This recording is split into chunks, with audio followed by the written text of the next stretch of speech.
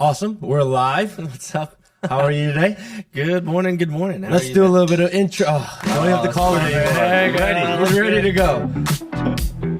This is the right music for the morning, you know? It's nice music, isn't it? The track is called Love, Love, or something like this, which is very crazy. like Asian. Love, love. We were looking for different songs or different tracks to use as a background, and Anna from our office actually was like, I have this song. It's called Love, Love. Like, I don't like it. I don't like it at all. It's so, because some Koreans out love, love. I just didn't like the name of the song. And she's like, all right, just listen to it. And it started to click, click. I was like, I like it. Is it pronounced lubba lubba? Maybe. I think when she says it. Well, I know that you had a pretty amazing weekend, man. I had a fantastic weekend. Well, I had a fantastic yesterday. Oh, yesterday. Yesterday was Monday. Monday. I was at the Masters yesterday. And that was the first time I've been to Augusta National. Really? For someone who's golfed as much as you have, I'm surprised you haven't gone before. So if you're not familiar, getting tickets to Augusta National for the Masters is like impossible.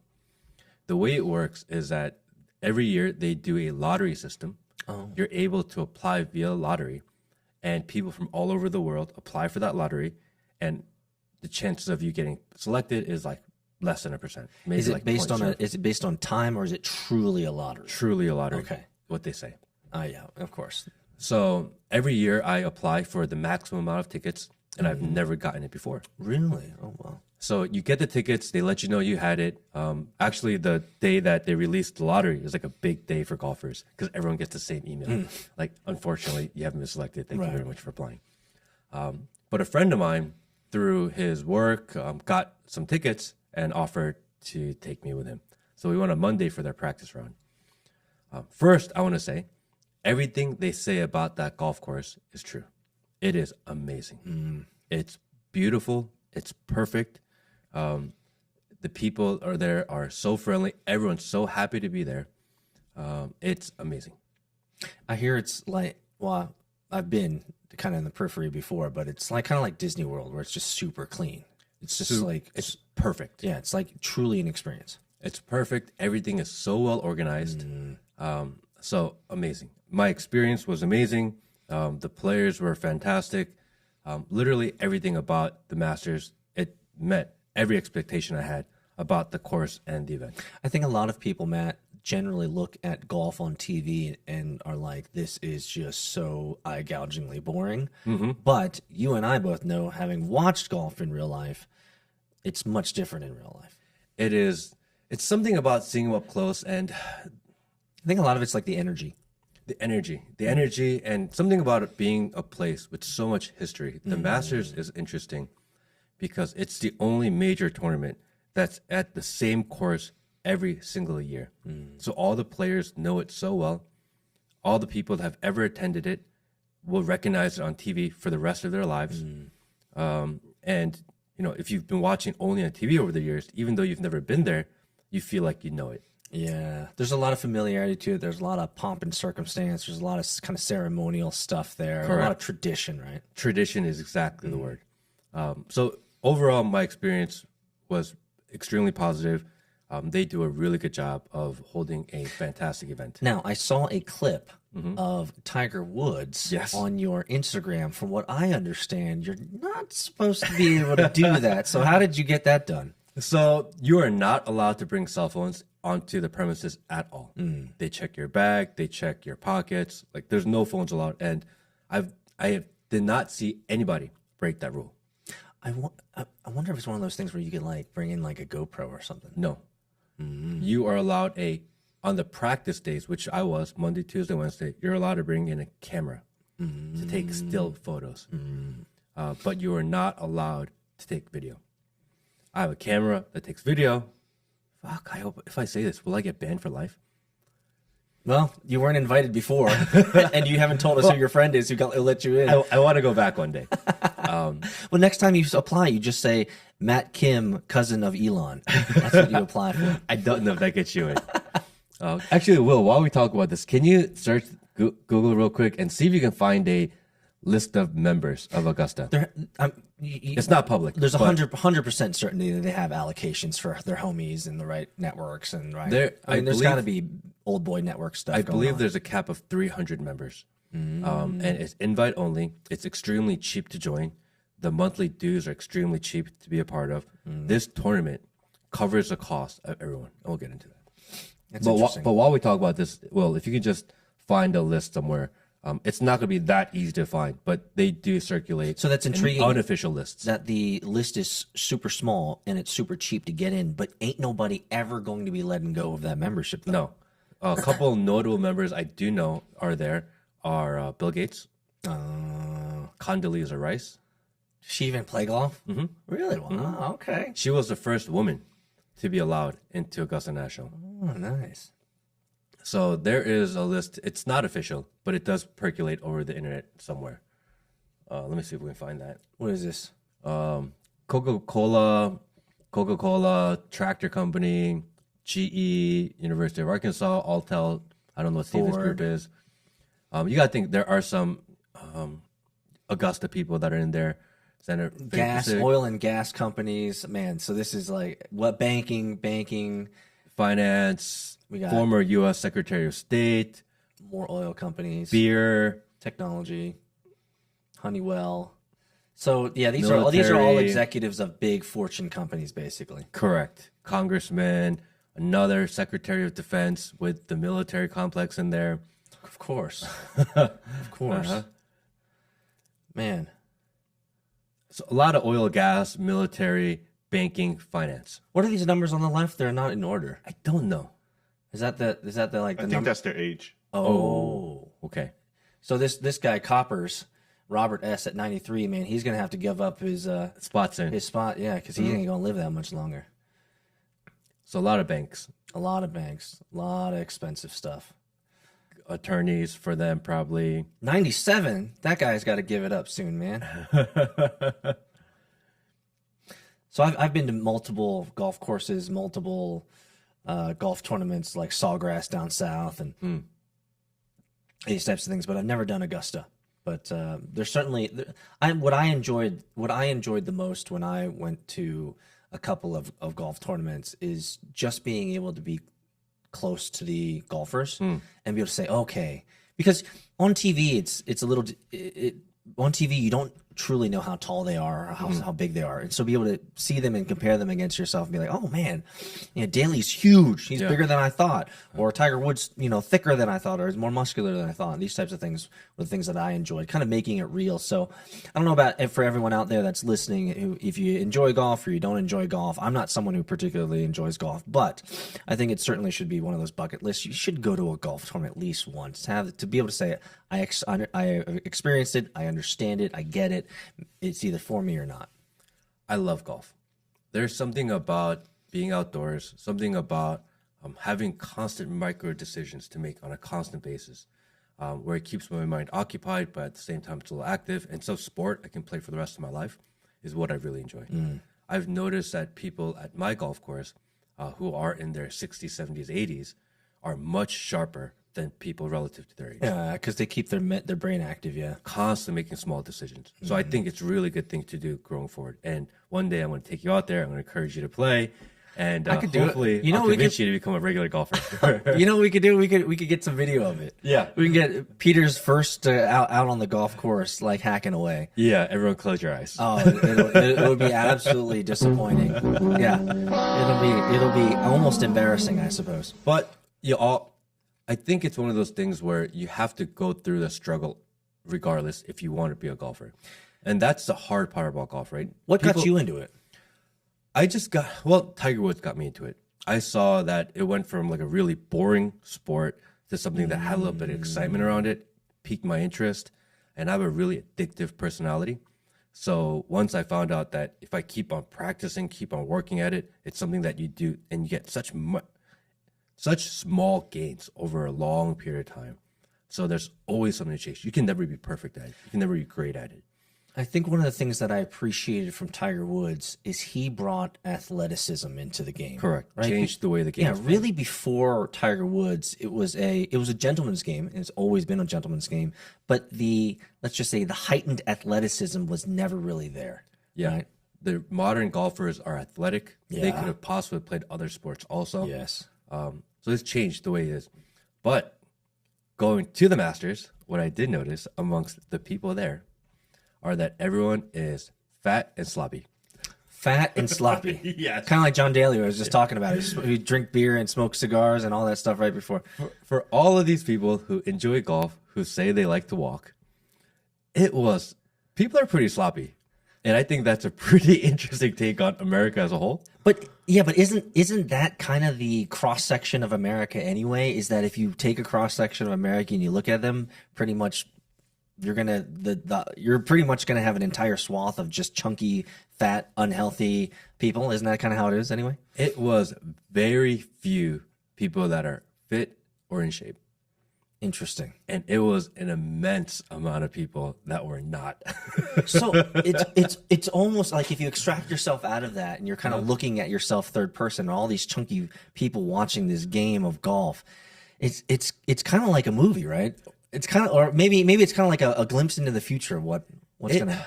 It felt like a true glimpse into American society as a whole. We're too fat and happy. Well, fat and happy, everyone's so happy to be there, right? Well, they won the lottery, right? Magical. The vibe, the energy is magical. In Augusta, the most famous thing to eat is a pimento cheese sandwich. They sell it for $1.50. It's white bread with pimento cheese inside. That's it. That's it. Just carbs and carbs. It's $1.50. That's like Costco. And everyone wants to eat it because that's the thing. So you get in line. Dude, that's like the worst thing to be chomping on while you're out in a golf course, They right? also sell egg salad sandwiches. Don't eat that. Bad idea. And they have a couple other things, but everyone eats the pimento cheese sandwich. Okay, that's what it's known for. So you get in this line that's like a maze, right? Yeah. And at the end, you get cheese. Oh, That's what you feel like. Have you read the book Who Moved My Cheese? Oh, Will, you should look that up. Who Moved My Cheese? Matt, you should totally read that book. It's a small book, but Who Moved My Cheese is a great book talking about corporate slavery, talking about the system that we're in, and that people, if you move the cheese, people have lost the ability to problem solve. And so they're like, who moved my cheese? I'm useless now. And the whole idea is in the world today, you have to become a problem solver. If someone moves your cheese, you have to move it with you. An amazing way to deal with change in work and in your life. You definitely are worth reading. Who Moved My Cheese? Gotta check that one out. Definitely check that out. So you felt like a rat in a maze is what you're saying. I felt like a rat in a maze. I felt like a sheep. So how long did you have to sit in that line for that cheese? A long time. They do a really good job of moving people really quickly. So they reward you quickly, right? Oh, man, you're looking at the meta. I'm in the line. I'm in this slave system, but they reward me quickly, so my dopamine doesn't go down too far. So let me tell you the golf shop experience. So there is a golf shop within Augusta National that everyone goes to buy their merch, right? It is super popular. Is this new merch you got from there? It is. This hoodie's Looks right super comfortable, by the way. Amazing. If I had known you were going to get that, I would have given you money. You got me one too. Amazing. The way it works, right, is that there's everyone buys their stuff, buys them back. Some people just leave and go to the car just to put their bags back because they buy so much stuff. The average spend at the golf shop there is, I'm sure it's $800 something. That's amazing, dude. That's crazy. What a great conversion rate. Probably like 10,000 people at least go through that store, and they do about $800 per How person. much did you spend? Around that. And it's because it's because they have that captive audience. You've won the lottery. It's like this might be your only time to get like on-site merch, and you cannot buy anywhere else. Only there. So everyone, when people heard I was going there, people say, "Hey, Matt, can you get me a shirt? Can you get me this?" So that one was $400. No. And they price it like decently well. They have high quality stuff, so you don't feel cheap about it. But so the way it works is there's a huge line to get into the shop, right? It's like Disney World, right? There's a outside line. You go, there's no fast pass. You go stand in that line, right? No fast pass. And you're like, oh, should I stand in this line for an hour now, or should I wait till the end of the day? Things you have to consider. Finally, like, fuck it, fine. I'm gonna go stand in line. You stand in line, and you get to the entrance. Once you get to the entrance, now you start the maze. It's like Disney World or Six Flags or anything else. Oh. There's a maze inside the building. Oh, you thought it was over. I thought I was there. You thought you made it. You get there, and now you're doing the circle. You right? get to the entrance, and they're like, at this point, it's 47 minutes. That's exactly what it is. And you go through the hoopla, right? And man. on the wall, they have all this memorabilia about Masters, and it gets you kind of hyped, but also you kind of wait. Once you're finally allowed into the IKEA of golf memorabilia of Masters, they give you a shopping bag. Shopping bags are huge. Oh, of course. And then it's a free-for-all. Shirt section, hat section, this section, this section. Everything's numbered. People are grabbing this, grabbing this, grabbing this. Everything's in a really small, confined space. So everyone's like, I want this, I want this, I want this, I want this. Everyone that goes and goes, I'm just going to buy a hat. You spend $800. The consumerism of it just captures you. Yeah, and that entire experience, Matt, and you're wise enough to know this, that entire experience has been crafted. Correct. Yes. Correct. In the beginning, you're like, I'm just standing in line. Yeah. Halfway through, I'm like, I am being told what to do. The crescendo is moving up, right? Once I'm in there, I'm thinking, I don't care if I've been told I need to buy it. Oh. They convince you. And they're so good at it. At least you're self-aware. Oh, not aware enough to not buy stuff. I bought my daughter's stuff. I bought my daughter's shirts and a doll, and my wife like some bags. But he wasn't situationally aware enough to buy you guys, the audience. Join us in Discord at Matt Kim Podcast. Check out the links below. It was, they just put that little reward at the end of the maze. It's like right as your dopamine's dropping, there's the next hit. Correct. Right? They get you into the next system. So I have to ask you a question. Are you? How long did you stand in line for? What do you think? Maybe like an hour total. Are you the type of guy that interacts and talks with other people in line? Are you that guy? Yes. What do you talk about? So I'm curious because I'm the guy who will sit there and ensure that my nonverbal body language is clearly tells everyone around me I'm not here to talk, and I won't even be on my phone. I'll just be standing there. oh, no, I gotta chop with everybody. You got to chop it up. And I was like, bah. I'm standing in the line bowing like a sheep. Are you really? Yeah, I was. Why did you? Oh, you weren't allowed to have phones, man. That would have been juicy. I was standing there going, bah, bah. And everyone's like, what's going on? I was like, that's us. That's us. We're a bunch of cattle. Bunch of cattle on this. But as soon as you go in, I put the sheep hat on, I put the sheep coat on, and I'm herded away. You feel like you're being herded, but you enjoy it. You love that you're being herded. And so this type of I think it'd be easy for us to say that there are many people that were standing in that line where that line experience is not dissimilar from their usual life. Correct. They're just going through the system. And at the end of the day, a little bit reward. Enjoying the reward. And you're so 10,000 people. I don't know that number. Approximately that many people spend $800 per person. Money. About $8 million in that shop alone. Oof. And then you have the food where people are selling these cheese sandwiches that probably cost 15 cents, 2 slices of white bread and a spread of pimento cheese. That's maybe 20 cents, right? Hey, Will, bring up a picture of that. There has to be someone who's like, here's the famous pimento cheese white bread sandwich that you buy at the Masters. I want to see. I want to take a picture. I want to see a picture. It's $1.50. It's $1.50 to eat something. It's not horrible if you think about it. At a sporting event. Bread and pimento cheese is probably one of the last things I've ever thought about. Everyone wants to eat it. But it's the Masters thing. That's why. Yes, exactly. So let me ask you a somewhat tangential question that someone posited to me the other day, and we're talking about all these people in this line acting like sheep, acting like cattle, going through the system. Your blue-haired sheepdog. So this is it. This is the Masters pimento cheese sandwich recipe. Yes, except it's just 2 slices of bread. 2 slices of bread. I mean, that picture makes it look like there's 3. Yeah. It's 1. So and it doesn't come in like the unit package. Economics must be amazing. Right up there where it says Golf Digest in the center, that half-eaten, that's what it looks like. That's it. Yeah. Those unit economics must be amazing, dude. It must cost them like 3 cents. Is what it's 3 like. cents to make Right that there. thing, and they're selling for $1.50. Still making money. Still making money. So And along the way, you buy a cup of soda for like $2 or $3. You buy maybe a pulled pork sandwich for $5. oh, pulled pork sounds good. That was actually pretty good. Which, by the way, I went to your Mexican place the other day. Which one? The Mexican, the fresh place. Okay, yeah. It was really good. Anyway, really good. Tangent. Here's the question that someone posited to me, because we're talking about sheep. We're talking about kind of, let's just say, unhealthy America. Here's a tough question. Matt, are fat people trustworthy?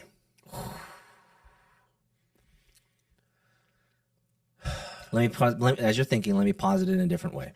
Can you trust a fat person? Like, not just a fat person, a obese person. Yes. Why? Because everyone has their vices. It's hard if that's their only vice. You know, like, it's tough to say. If they are extremely overweight and they have a lot of vices, it's more concerning. I think I allow people to have one vice. Everybody in the community, you're allowed one vice if you're part of Matt's community. You know what I mean? I understand. You know, Yeah. like within moderation, right? And maybe moderation is moderation of how much of a vice, or maybe moderation is a matter of how many vices. Yeah, I think that's a well balanced approach to it. When this friend asked me this question, I'll tell you my gut reaction was. My gut reaction was no.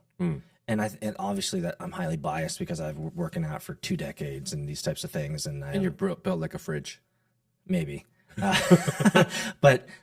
But you're not wrong. As I thought about it, I was like, everybody has vices, right? Some people smoke, some people drink. It's not easy to see whether they're addicted to smoking or drinking, but obviously if you're addicted to food, it's more it's a more obvious, Correct. kind of vice of sorts. But I think it's an interesting thought experiment, because let me ask you this then. What is the number of vices that would move you into the territory of not being trustworthy? Because you clearly, if we could, let's just fill out the context. If you're fat and chunky and you're like, let's just say obese, let's make it clear. You're obese and Unhealthy obese. Unhealthy obese, and you have all these vices. If you think about it, it's kind of hard to be able to take you seriously, because you yourself are not in control of what is controllable in your life in most cases, right? So you don't have self-control. You might have you don't have discipline. So is your word, is your guidance, is your opinion, do they matter?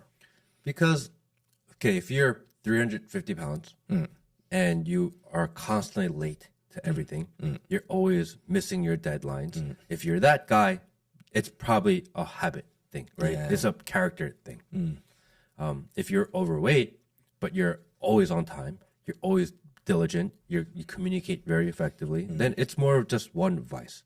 So I think it's very difficult to decide. For example, there are men out there who maybe sleep with a lot of women. That one would consider a vice, right? But if you do everything well, then people accept that and they look the other way. If that's a part of your life and you're also out till 4 a.m. every day and you're hungover every day and you're not diligent in your next day work, then it's a character flaw. So I think it's finding that balance, Is it context specific? For example, frankly, it's a little ironic when you see a really chunky person being a weight trainer at the gym, like helping coach other people that are clearly actually in better shape than the trainer themselves. Is it context specific, or is it? I don't know, because I know of people who are extremely fit, in fantastic shape, and that fitness is their life. So they neglect other responsibilities in their life because they only care about the fitness. So to say that an obese person is lazy and a fit person is not, it may actually be the same thing. They're indulgent in one thing and neglect their other responsibilities. It's visually easier to see one versus the other.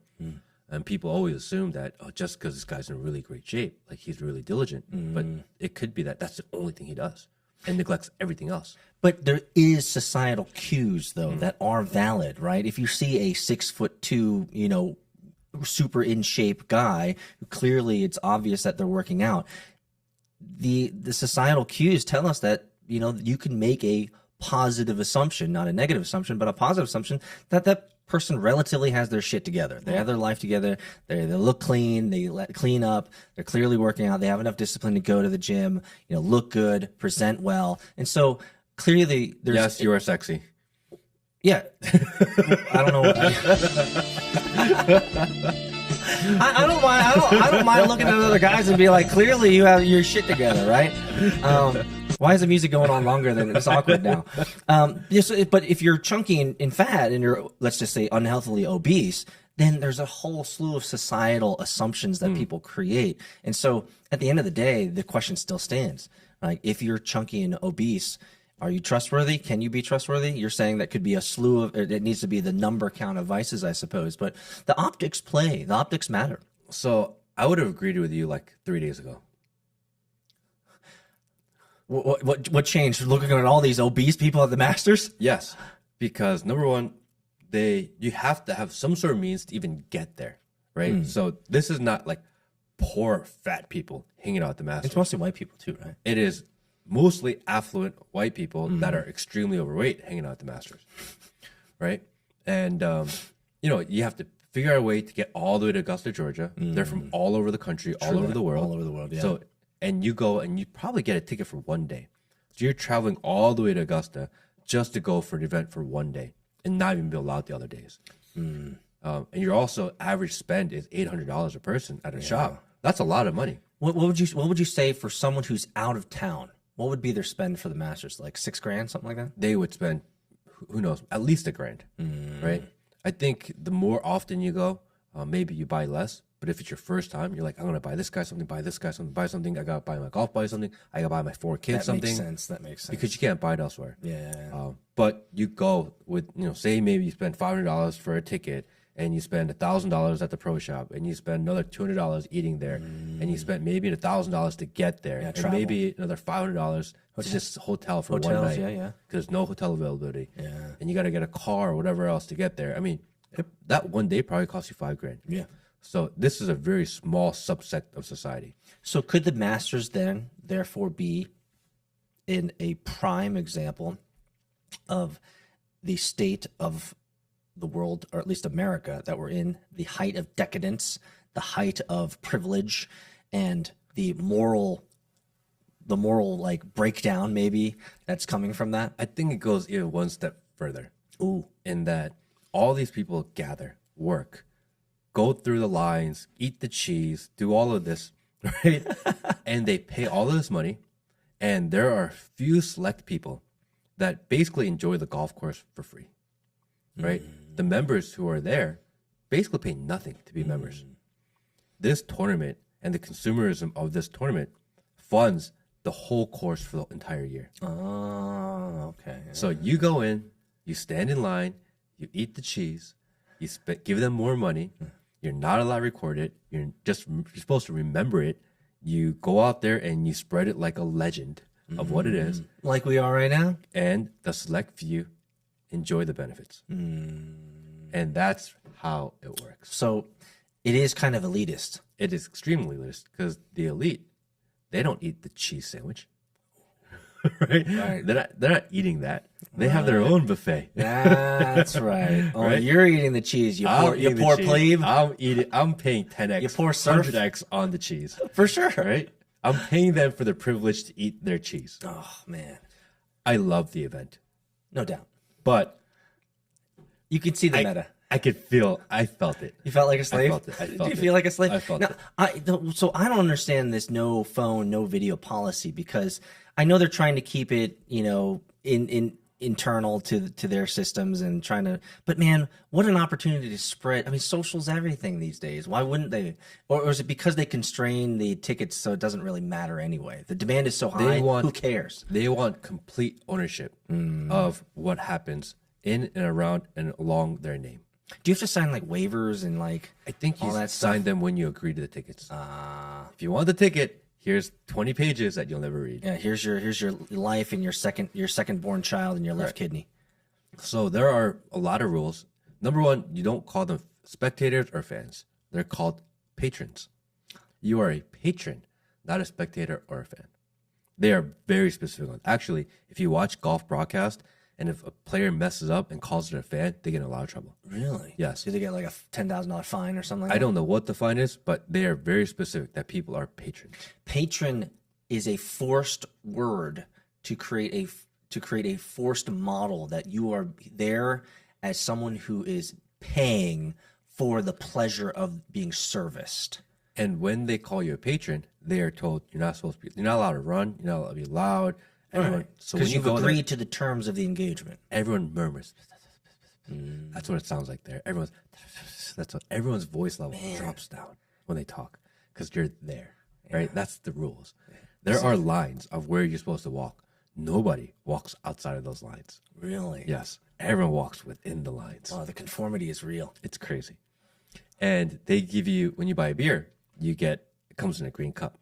So all the guys that were frat bros start drinking a bunch of beers and they stack them on top of each other, like one cup here, one cup here, one cup here, right? And they walk around like a badge of honor. I drank 10 beers. You can see it by looking at my 10 cups. I'm a sloshed patron. That's right. Yeah. Yeah. You get all the consumerism, you get all the benefit, but your only prerequisite is that you comply. You have to comply. So to summarize it up, in your experience, worth going? Should people out there in your audience, should people out there that are your supporters, your fan, part of the community, should they go and check out the Masters? This is a bucket list thing? It is a bucket list thing, but you are deep in the system. I'm conflicted. Why are you conflicted? Because I hate feeling like a sheep. I hate that feeling. I understand. I hate the line. I don't like Disney World because I don't like the lines. Oh, man. I just don't like being told what to do, where to go, how to act. You're going to have to do that when your daughter gets older. You're going to get the fast pass. Yes. Yeah, at least in Disney World, you have the option to be like, I'm better than you and cut everybody, right? Yeah. You have the I option. paid for the privilege, sucker. Correct. Here, there is none. Right? That is reserved for the extreme select few that are allowed beyond the ropes. Right? But for any regular person, there's no option to buy your way in. You know, it doesn't matter how rich you think you are, you go there and you are humbled. Right? That's interesting. There is no option for a faster way. You stand in that line like everyone. And it really shows the level and the difference between the very select few in society and everyone else. And you realize it doesn't matter if you're poor, rich, kind of rich, you feel like you're rich, you're all poor. You know, it's wow. What a range of emotions, especially for someone like you who is able to extract themselves out of the situation and kind of see yourself third person and be like, look at the meta here. And so there's an interesting combination of both polar opposites in that this is super elitist. Like, let's be honest, poor people need not apply, right? You got to go through a lottery. It's expensive. You got flights to pay. You got hotels. You don't know if you're even going to make it in. There's all this conformity, but at the same time, within this elitist system, you're still a peon. You're still a slave. You're still a serf, a plebe. You're still... like you just said, it doesn't matter if you're in line going to that store and you are the poorest in that line or you're the one that's got $100 million. Ain't nobody going to know. No, and nobody cares because you're not a part of the super elite, which is crazy. Interesting. And it showed me that there's constant fighting between all subsects of society, always fighting each other. And the reality is we're fighting the wrong people. We're all the same is what you're saying? All the same. All the same. There are a select few, and there's everybody else. That's so much of the theme of this podcast, man, is raging against the elite machine, right? So, for example, in media for the Masters, they are very specific on the words they can say. They cannot badmouth the Masters as an event because they would never be allowed back. Right. Their marketing is extremely controlled. Propaganda, almost.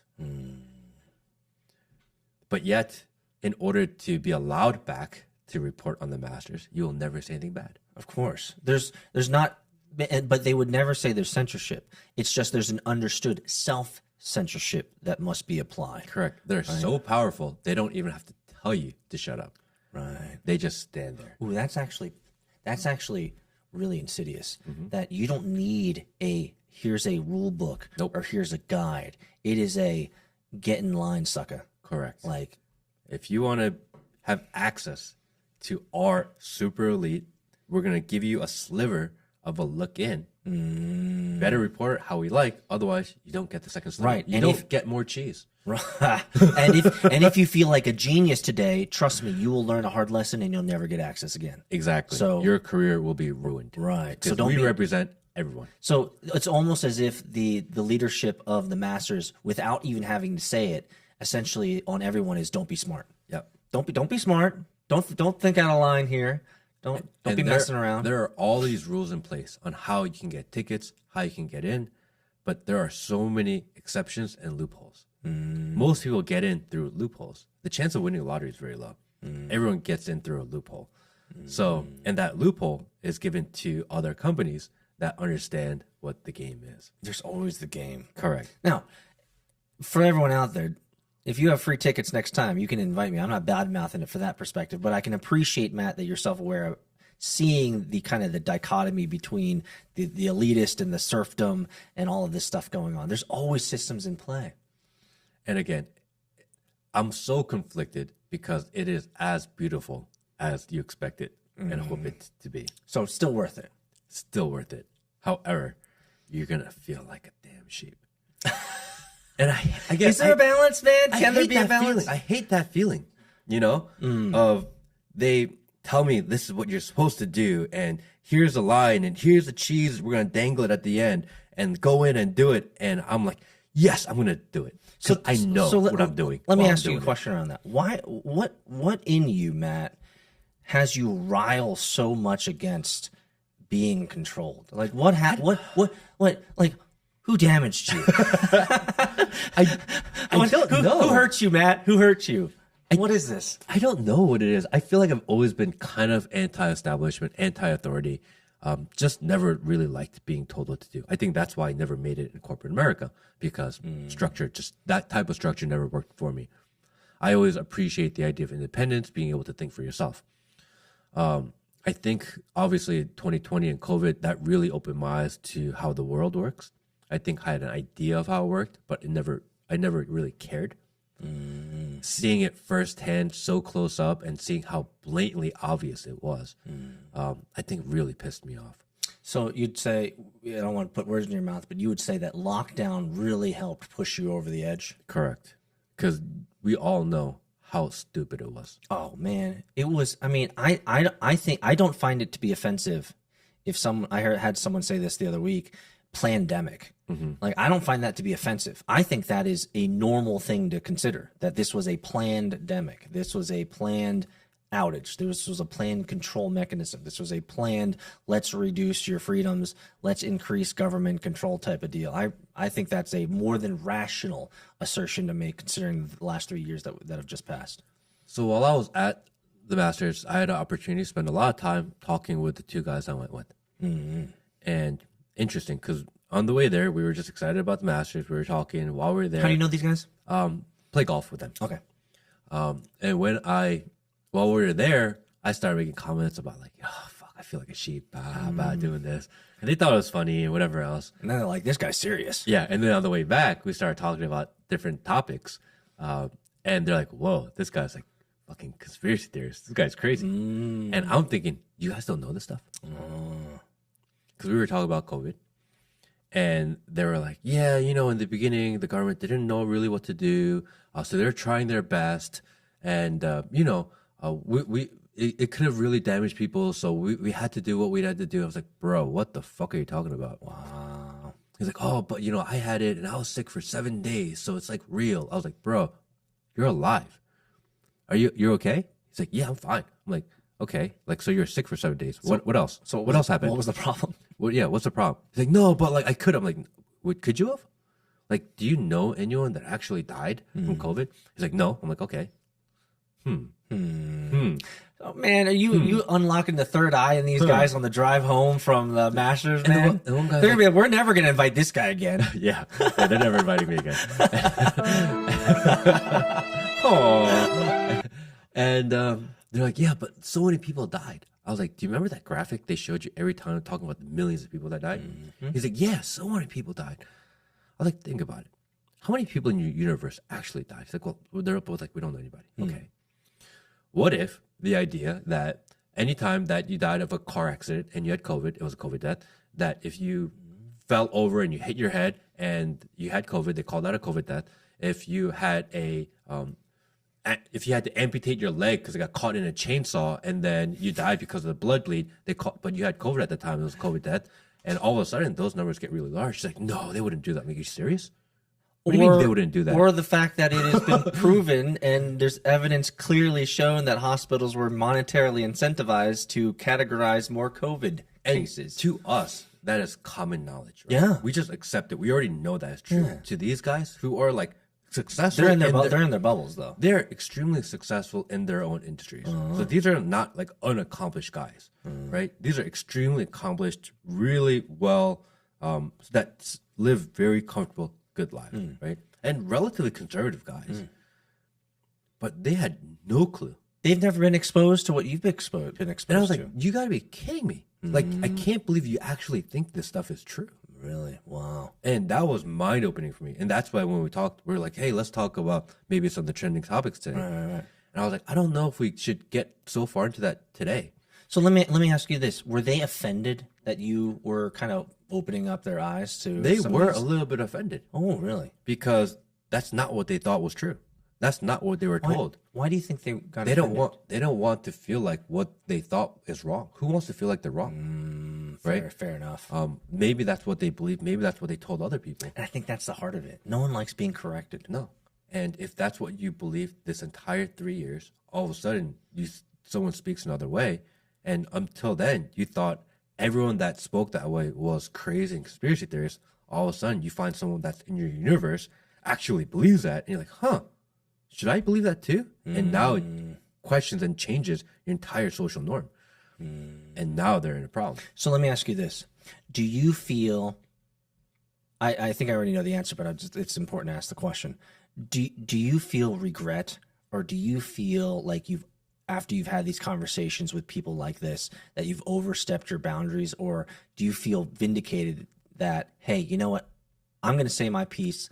Fuck the world. It is what it is. I'm going to take this opportunity to open up your third eye and help you realize that the Matrix is real. And it's not that you're not the type to proselytize. You're not someone to evangelize. You're not one of those street preachers or people shouting on the corners like, guys, wake up. So like, you're not aggressive. Peace. We understand that. But at the same time, do you feel like, I think for those that are listening, I think for many people are listening, they're wondering, how do I bring this up to people without offending or losing friends? Or maybe your response might be, fuck them. I don't know. I'm curious. In the beginning, I thought I was having a conversation that based on a couple of things that we all agreed were to be true. I thought for sure they would realize that we didn't lose 2.5 million people to COVID. I thought everyone knew that. I thought for sure that they knew that the vaccines didn't work as advertised. I thought for sure that they knew these things to be true, that we assume are true. We don't even think about it anymore. And once I realized a little bit into the conversations that they had no clue, now I was like, I started to hesitate. Like, am I going too far? Yeah. Am I like scaring them off? Yeah, you can't be dipping Am I offending them? In the deep end. And, they invited me to go on this trip. We were in the car. We have a driver driving us there, driving us back. I'm so grateful to them. Oh, for sure. Because they invited me. We had an amazing time there. And I don't want to ruin their trip by going down these rabbit holes. Yeah. At the same time, I was like, I can't believe you guys don't fucking know this stuff. And I'm like, do I let you live your lives as like blind sheep? Or do I have to say, is it my place? Am I forcing it on them? These are all the thoughts I had during that time. At the same time, I can't shut the fuck up. So, Do not come. because we were talking about, one of the conversations we had was about electricity. He was talking about, he's a Tesla fan, big Elon fan, and he was talking about the future of electric semi-trucks. And I said, yes, I think there's future there. He's like, yeah, maybe we should invest and invest in like electrical semi-trucks, and we could start a fleet of electric semi-trucks. I think, and I was like, I think we're a lot further away than we think. He's like, no, the technology's there. It's gonna be cool. We need infrastructure. And what I said was, where are we gonna get the energy? He said, no, like we have more than enough energy. I'm like, what? No, we don't. He's like, no, like there's so much energy in California. That's what he said to me. There's so much energy left over in California that they are paying people with the money that's left over. I said, that is absolutely not true. Fuck? They are paying you to not use electricity because they don't have enough of it. Yeah. Yeah. Yeah. He thought this is a guy that really wants to invest in this industry. So he heard the same thing that you heard. He looked at it completely 180 degree differently. That's what they're telling you. Fascinating how one fact Yeah. people can see completely different. And that was the moment I was like, what the fuck? What? They Wow. are paying you because they don't have enough electricity, so they want you to take stuff offline. He thought they were paying you because they had so much money left over from all the electricity that they're doing a refund to people. What? And I said, what the fuck? What? I could not ever have conceived that would be the reason. Never in a million years did I think someone would come to that. But do you know what? There are They truly huge believe that. segment of society that believes that. Oh, they just must be watching CNN like 100% of the time. And I couldn't believe it. Jeez. I couldn't believe it. I was like, gracious. why do you think that we have rolling blackouts all over the country? Because we don't have enough electricity. How are you going to power these, these semi trucks to get across? And who's going to power it? Where's that electricity from? You need to figure out the power solution first. Oh my goodness. Number two, you need to figure out infrastructure problem. You're totally not getting invited back to the Where Masters. and he really wanted to do this business. I was like, I'm gonna strawman this just because, like, I think the opposite, right? So if you respect anyone's opinion and you want to do this business, you have to hear these arguments. Well, Right? yeah, you got to due diligence anyway. Well, this is what his due diligence got him. Jeez. Right? So like, he's like, where are we gonna do the infrastructure? Someone has to build out all these electrical chargers along the way. He's like, the government will do it. I said, name one thing that the federal government has done right. Or well. Exactly. Like, do you believe at all that they're going to invest their money and they're going to do this properly? You mean your money? Exactly. He's like, yeah. Like, why not? Who else would do it? I was like, what do you mean who else would do it? These are two very big How about problems. private enterprises that are highly incentivized to make exceptional amounts of money doing a good service for the people? Exactly. But they really believe, both of them, really believe that the federal government would be able to go in and fix this problem. Oh, man. And I was like, what the fuck am I talking to? I can't believe this. These are things I thought in my life and people in my universe understood. Let me expound on some context here that is all assumptions. One could assume, and I don't know these people, so guys, I'm not hating on anybody. One could assume that these gentlemen were raised in a privileged state in which they might not, I'm not casting any judgment, I'm just creating a scenario, that they were raised in a privileged state. They're, let's just say, of a skin color that is probably privileged at some level. We can argue against that. They might not have had a struggle. They've probably gone through good primary education, some secondary education, got a degree, got into a job that is relatively safe, certainly white collar, enough to make good money, raise a family, grow up. And so if we think about all this context, they haven't maybe had to struggle so much, so the government can look like a valuable and worthwhile and good entity to them because they haven't had to struggle against that system. Is that a fair assertion? And your assumption would make a lot of sense, except it's absolutely wrong. Wow. They are exactly the type of guys that you and I would communicate with. Guys that made it on their own. So they're guys that have operators, struggled. entrepreneurs. They are hustlers. real people. And yet this is what they believe. Wow. And that's why it was so mind-opening to me. I'm glad I did that thought experiment. Yeah. Man. I would amazing. assume Yes. that your scenario is exactly what it is. Exactly. That they never got exposed to the world, so that's what they believe. Wow. But it's not. It's penetrated so deep that people who think and learn and work for themselves also blindly comply. Sheep. Wow. Even doesn't matter if you're rich or you're poor. You stand in the line waiting for your cheese. And you are happy to do it. And that's what I saw. I was like, I can't believe it. They were so wrong about all of it. And my opinion of what's wrong. Maybe they're right. Maybe their way is right and we are the ones that are wrong. Well, but the fact that they responded to you with such incredulity of just being like, what are you talking about, man? How can that be possible? The government's good. The government's my friend. Like, come on, guys. Like that astounds me, man. That astounds me. So let's get back to one of the questions I posited earlier, because people wonder about this, especially if they're free thinkers like yourself and free thinkers like myself, or at least we try to be free thinkers. Is how do you broach this? Like, how do you broach this topic without feeling like you're going too far out of bounds, and you could potentially ruin or make the relationship, a little prickly or something like this, or maybe it doesn't even matter. Maybe you just being able to have the freedom to say your piece is worth it enough. Results, ramifications, relationships be damned. I don't know. So I did not lead. I'm sure you didn't lean in heavy either. I leaned in pretty a bit. All right. But I did apologize. I said, look. Did you say, look, fuckstick? Maybe I am a little on the conspiracy side, and I go deep on a lot of different problems. We did talk about Trump and DeSantis. And I think it's also a matter of how fast you move from one conspiracy to the other. But we did touch a lot of topics, but I didn't start our relationship with that. Fair enough. Right? We've played golf together. We were at this amazing event together. We shared good fellowship and quality time together.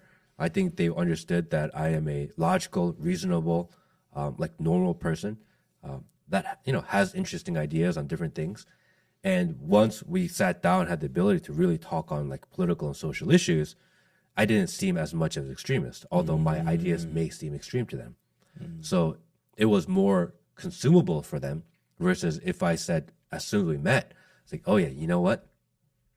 Yeah, you kind of want to celebrate and enjoy what just transpired before you move into these other arenas. But so would it be a fair statement for me to say that if you are a free thinker and you're talking with people that are in your periphery or people that you have relationships with, people that it's worth maybe delving into these conversations, could it be a fair statement for me to say it's worth talking about it because most and many people aren't talking about it, and so it requires men like you, men like me, to bring it up and say, hey, have you considered the world differently here?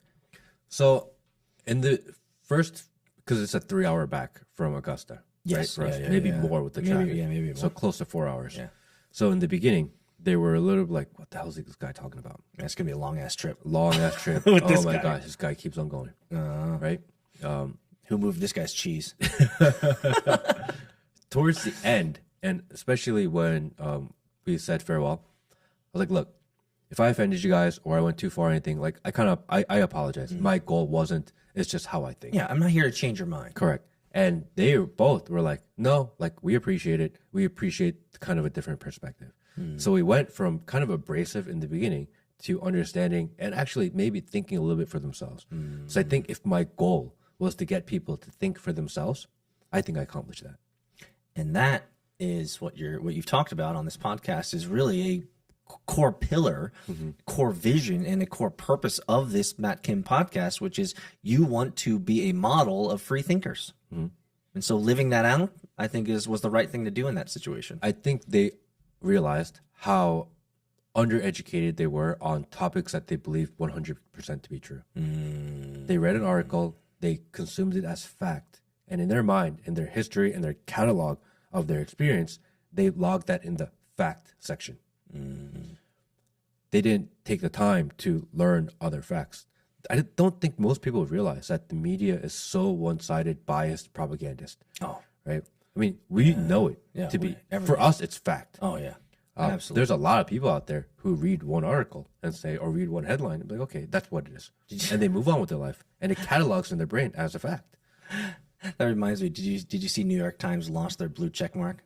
Oh, they did? Yeah. Elon took it away. Yeah. So Elon said, "You're no longer verified. You're no longer legit," as if New York Times was ever legit. So maybe Elon's taking a slice out of the propaganda media here. And so there was something interesting, right? I got a tweet on my Twitter from LeBron James, right? That showed up. I didn't follow LeBron James at all. I don't engage with anything in his category. LeBron, just so I can make myself clear, LeBron's a douche. Yes, he's a douche. So the tweet says, if anyone knows me, I'm not going to pay $7 for a blue check mark, right? And that's the tweet. Oh, that's right. Yeah, I saw that. Except He had to pay to promote that tweet to end up on my For You page. Right? What a fucking hypocrite, right? Yeah, I know. Come on, I don't bro. engage with anything LeBron, so there's no, or basketball, so there's absolutely no reason that that tweet should be on my For You page. Oh, so Right? you mean it's one of those things where the elites are constantly saying one thing but doing another?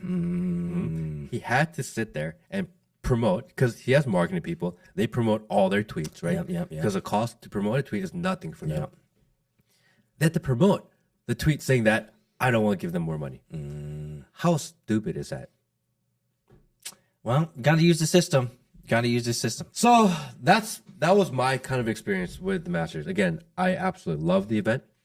I Question society. think the event, if I can encapsulate what I've heard from you so far, Matt, is the event was kind of like a small microcosm of the larger American system out there. That's exactly.